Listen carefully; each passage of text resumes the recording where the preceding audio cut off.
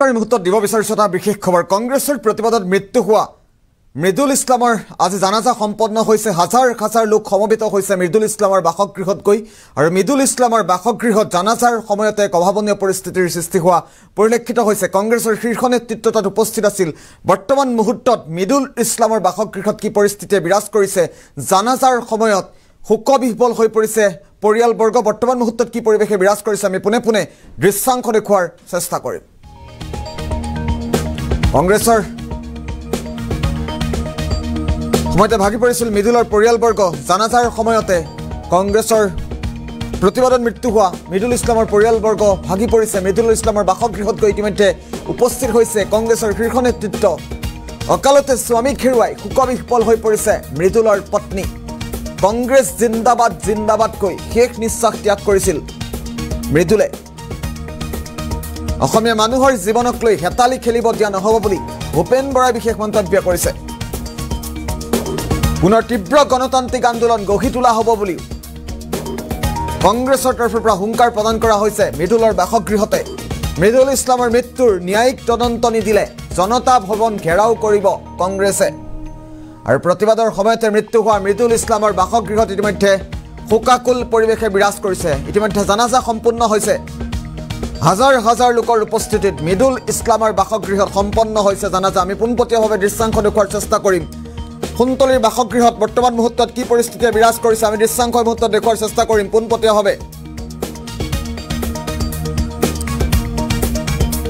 মৃদুল ইছলামৰ বাসগৃহত গৈ ইতিমধ্যে কংগ্ৰেছৰ শীৰ্ষ নেতৃত্ব উপস্থিত হৈছে দৃশ্যাংশ মুহূৰ্তত দেখুৱাইছো কংগ্ৰেছ নেত্ৰী মীৰা বৰঠাকুৰ উপস্থিত হৈছে গৈ মৃদুল ইছলামৰ বাসগৃহত ভূপেন বৰা দেৱব্ৰত ভূপেন বৰা কালিৰ নিশাৰ ভাগত দেৱব্ৰত শইকীয়া উপস্থিত হৈছিল জাকিৰ হুছেইন সিকদাৰ উপস্থিত আছে কংগ্ৰেছৰ কাৰ্যকৰী সভাপতি জাকিৰ হুছেইন সিকদাৰ তাত গৈ উপস্থিত হৈছে এয়া জানাজাৰ সময়তে অভাৱনীয় পৰিস্থিতিৰ সৃষ্টি হৈছে মৃদুলৰ পৰিয়ালবৰ্গ শোকত ভাগি পৰা দৃশ্যাংশ মুহূৰ্তত আমি দেখুৱাইছো পোনপটীয়াভাৱে এয়া সুন্তলীৰ পৰা দৃশ্যাংশ আমি দ্বিতীয়টো দৃশ্যাংশ দেখুৱাৰ চেষ্টা কৰিম কংগ্ৰেছৰ প্ৰতিবাদৰ সময়তে মৃত্যু হোৱা মৃদুল ইছলামৰ বাসগৃহৰ এই মুহূৰ্তত দৃশ্যাংশ দেখুৱাইছো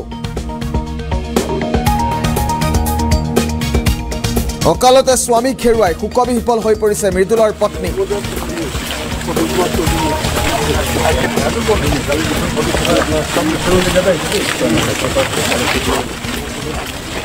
আখিরাতের উপর ঈমান আনছি আল কাদিরে খাইরিহি ওয়া শাররিহি মিনাল্লাহি তাআলা তকদীরের ভালো বন্ধের উপরে আমরা ঈমান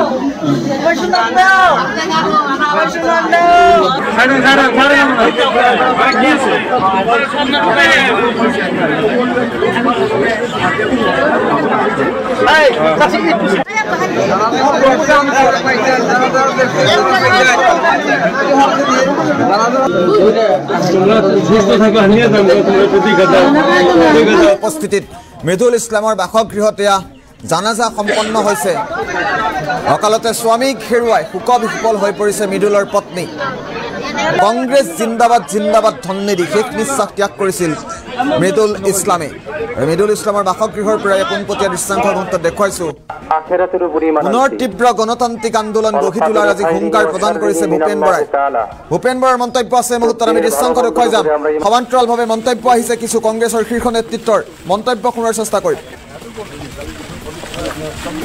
হিমন্ত বিশ্ব শৰ্মাৰ নেতৃত্ব বিজেপি আখিৰাতেৰ উপৰ ঈমান আনছি পুলিচ লগাই দি কালি কন্দুৱা গেছ ব্যৱহাৰ কৰি যিমান মানুহক কন্দুৱাইছে আজি মৃদুল ইছলামৰ ঘৰত এটা উপস্থিত আছো আপোনালোকে দেখিছে যে এই অঞ্চলৰ হাজাৰ হাজাৰ মানুহ আহি ইয়াত কি ধৰণে চকু পানী টুকিছে এই কথা মই আজি হিমন্ত বিশ্ব শৰ্মাক কৈ থলো ইয়াৰ পৰাই যে অসমৰ মানুহৰ এই চকু পানীয়ে হিমন্ত বিশ্ব শৰ্মাৰ অহংকাৰ শেষ কৰিব এই চকু পানীয়ে বিজেপিক দিশপুৰৰ পৰা উঠুৱাই নিব মৃদুল ইছলামৰ অপৰাধ কি আছিলে মিডুল ইছলামৰ অপৰাধ আছিলে যে গোটেই ভাৰতবৰ্ষত 72 লাখ স্মাৰ্ট মিটাৰ লগাইছে। তাৰে 32% স্মাৰ্ট মিটাৰ অসমত ব্যৱহাৰ কৰা হৈছে। 23,70,000 পৰিয়ালৰ ঘৰত জবৰদস্তি প্ৰিপেইড স্মাৰ্ট মিটাৰ লগাই সাধাৰণ দুখীয়া নিচিলা খাটি খোৱা মানুহখিনিক যিধৰণে শোষণ কৰা হৈছে। চৰকাৰৰ নিৰ্দেশ আছে যে গ্ৰামাঞ্চলত স্মাৰ্ট মিটাৰ ব্যৱহাৰ কৰিব নালাগে, কিন্তু হিমন্ত বিশ্ব শৰ্মাই কাৰো কথা নুশুনে।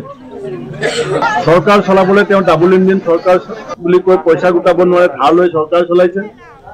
এতিয়া গাঁৱত বসবাস কৰা সৰ্বসাধাৰণ মানুহক শোষণ কৰিবৰ কাৰণে স্মাৰ্ট মিটাৰক এটা হাতিয়াৰ হিচাপে ব্যৱহাৰ কৰা যিটো বিজেপিৰ ষড়যন্ত্ৰ, তাৰ বিৰুদ্ধে প্ৰতিবাদ কৰিবলৈ যাওঁতে একে জেগাতে 3টা কন্দুৱা গেছ একে সময়তে দিয়াৰ কাৰণে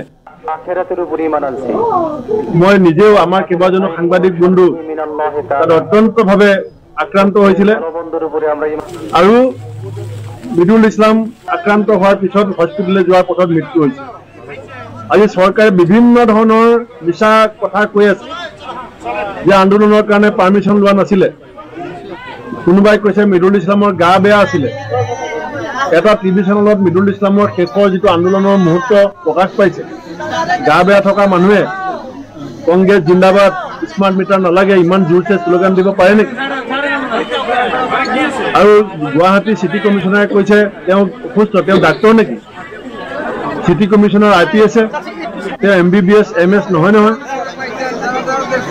এই যিটো গণতান্ত্ৰিকভাৱে হোৱা আন্দোলনক মুখিমুখ কৰি আমাক ভয় খুৱাবলৈ চেষ্টা কৰিছে, এইটো মই হিমন্ত বিশ্ব শৰ্মাক আজি এই মৃতকৰ পৰিয়ালৰ চোতালৰ পৰা কৈ দিছো, এইটো ভয় খুৱাবলৈ চেষ্টা কৰি লাভ নাই। যিমানে আপোনালোকৰ গতিৰোধ শক্তিশালী হ'ব সিমানে আমাৰ গতি দুৰ্বাৰ হ'ব। অতি শীঘ্ৰে মিডুল ইছলামৰ মৃত্যুৰ ন্যায়িক তদন্ত আমি দাবী কৰিছো। যদি ন্যায়িক তদন্ত নিদিয়ে আমি কালিলৈ জনতা ভৱন ঘেৰাও কৰিম। কালিলৈ কৈছে গুৱাহাটীত 5 জনতকৈ বেছি মানুহ গোট খাব নোৱাৰিব। পুলিচক কিমান গুলি আছে কিমান লাঠি আছে গোটাই লওক। হয় ন্যায়িক তদন্ত ঘোষণা কৰক, নহলে কালিলৈ তীব্ৰ গণতান্ত্ৰিক আন্দোলন জনতা ভৱনৰ সন্মুখত আমি কৰিম। পৰিস্থিতি যিয়ে নহওক অসমীয়া মানুহৰ জীৱনক লৈ হেতালি খেলিবলৈ দিয়া নহব। চৰকাৰৰ দাদাগিৰি নচলিব, গুণ্ডাগিৰি নচলিব। আৰু এই পৰিয়ালটোৰ 2টা ফুলকমলীয়া শিশু, 2জনী সৰু সৰু ছোৱালী, তেওঁলোকৰ দায়িত্ব এতিয়া কোনে ল'ব? আমি কংগ্ৰেছৰ বিৰোধীত আছো, আমি দায়িত্ব ল'ম, কিন্তু এই পৰিয়ালটোৰ সম্পৰ্কত এতিয়ালৈকে চৰকাৰে ধুনাক্ষৰ এটা শব্দ নকলে। মিডুল ইছলাম অসম নহয় নেকি? মিডুল ইছলাম অসমীয়া নহয় নেকি? 3টা কন্দুৱা গেছ ব্যৱহাৰ কৰি এজন মানুহক হত্যা কৰিছে, চৰকাৰ কিয় মৌন হৈ আছে? হিমন্ত বিশ্ব শৰ্মাই মিডুল ইছলামৰ পৰিবাৰৰ ওচৰত এইবিলাক ক্ষমা খুজক। আপোনাৰ পুলিচে আপোনাৰ ষড়যন্ত্ৰত ভৰি দিছে। এই মানুহগৰাকী অসমীয়া নহয় নেকি? এই বাচ্চাকেইটা আমি চাব নালাগিব নেকি? মানৱতাৰ বৈদ্যভূমি নেকি অসম? মানৱতাক ধ্বংস কৰিব বিচৰা হৈছে নেকি? আমি ন্যায়িক তদন্ত বিচাৰিছো, পৰিয়ালৰ নিৰাপত্তা সুনিশ্চিত হোৱাটো বিচাৰিছো।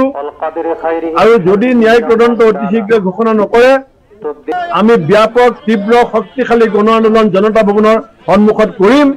তাৰ কাৰণে পৰিণতি যি হ'ব অসমৰ মুখ্যমন্ত্ৰী হিমন্ত বিশ্ব শৰ্মা দায়ী হ'ব। হিমন্ত বিশ্ব আখিরাতের উপর ঈমান আনছি। অল কাদরে খাইরিহি ওয়া শাররিহি